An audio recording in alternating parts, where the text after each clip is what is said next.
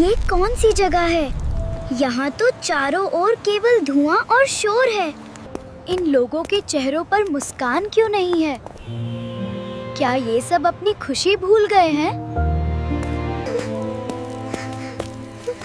तुम क्यों रो रही हो छोटी? क्या तुम्हें भूख लगी है? इसे लो। ये कोई साधारण मिठाई नहीं है, ये महाप्रसाद है। देखा? मिठास अंदर हो तो बाहर भी रंग आ ही जाते हैं। सावधान! लगता है शहर की बुराई को मेरी रोशनी पसंद नहीं आई। डरना मत, जब तक मैं यहाँ हूँ, ये अंधेरा तुम्हारा कुछ नहीं बिगाड़ सकता। वो देखो, वो छोटा बच्चा कौन है? उससे इतनी रोशनी कैसे निकल रही है? ये कौन है जो मेरे बनाए इस अंधेरे शहर में रंग भर रहा है? इसे रोकना होगा। चलो, हमें उस मीनार तक जाना होगा। असली अंधेरा वहीं से आ रहा है। अरे, यहाँ तो कोई दरवाजा ही नहीं है। हम आगे कैसे बढ़ेंगे? ये माया है। आंखें बंद करो और दिल से याद करो। रास्ता अपने आप दिखेगा। प्रसाद खाओ और अपनी असली खुशी को याद करो।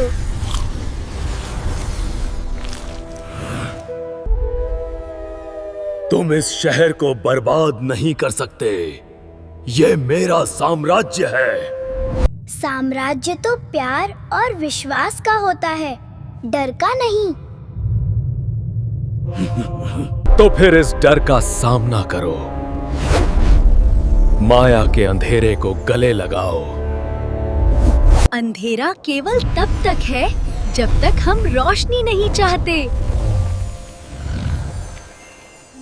भक्ति और संगीत ही असली ताकत है। जागो शहरवासियों! शहर में फिर से रंग लौट आए हैं। ये सब उस छोटे बालक की वजह से हुआ है। देखा, प्यार और विश्वास ही असली रोशनी है। मुझे क्षमा करें प्रभु, मैंने बहुत बड़ी भूल कर दी थी।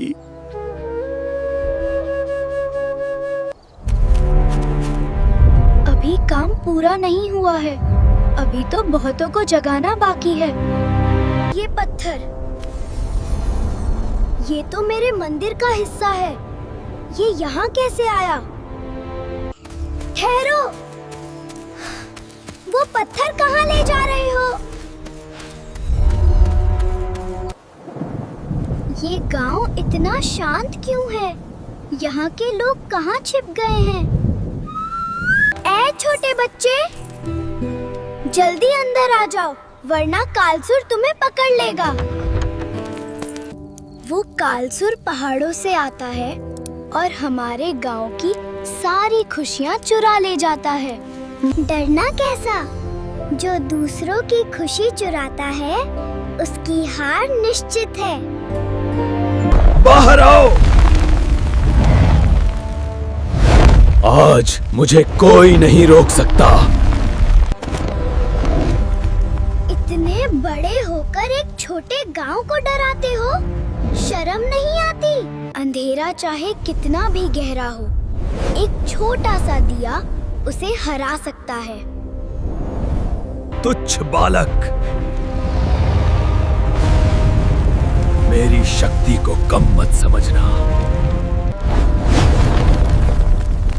शक्ति का घमंड अक्सर हार का कारण बनता है। कालसुर,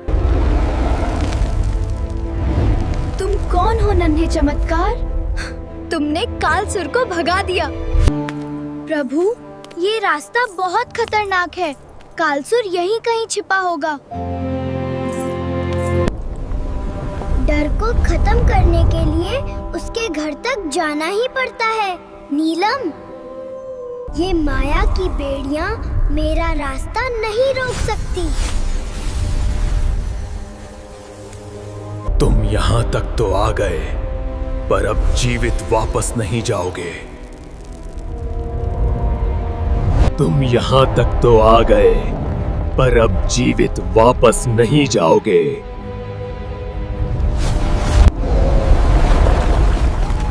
तुम्हारी ये आंधी मेरा एक बाल भी बांका नहीं कर सकती। कालसुर, ये आखिरी बार है जब तुम किसी की खुशी छीन रहे हो। अब असली रोशनी का सामना करो।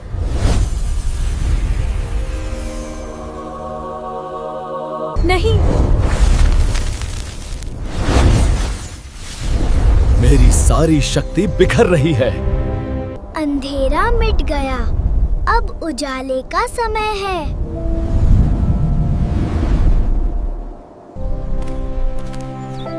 देखो नीलम, तुम्हारा गांव फिर से मुस्कुरा रहा है। 21 साल बीत गए प्रभु, पर आज पहली बार आपके द्वार पर आया हूँ।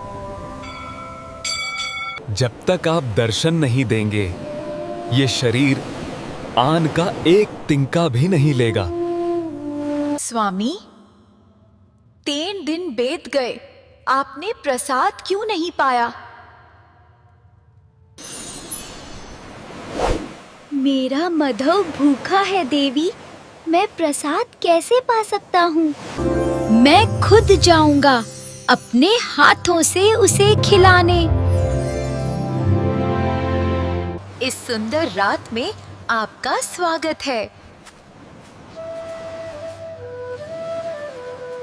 माधव, उठो, स्वयं जगन्नाथ ने तुम्हारे लिए ये प्रसाद भेजा है। ऐसा स्वाद, ये प्रसाद नहीं, साक्षात चमत्कार है। रुकिए, आप कहाँ चले गए?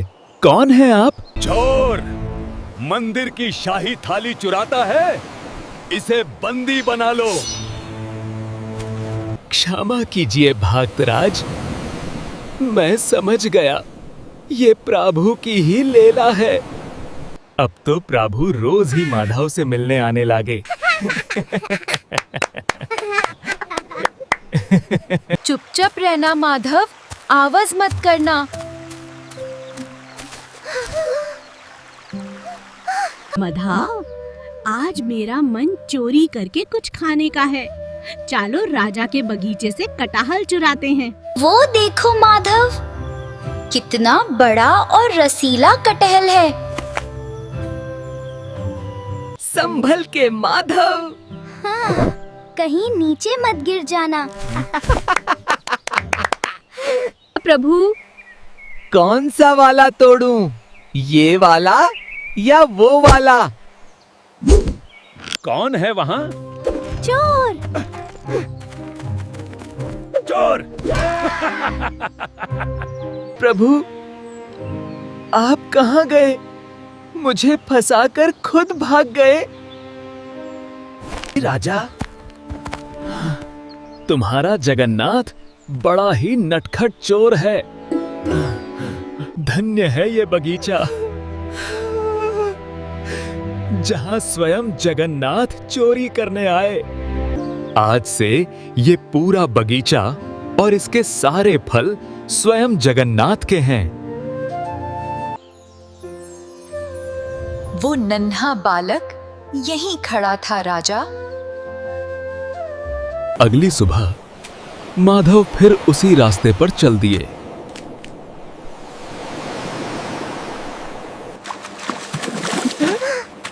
क्यों माधव, कल रात की मार कैसी थी? आप बड़े चतुर हैं प्रभु। मुझे मार खिलवा दी। जगन्नाथ और उनके भक्त की ये लीला सदियों तक याद रखी जाएगी। प्रभु उसके लिए चोर भी बन जाते हैं।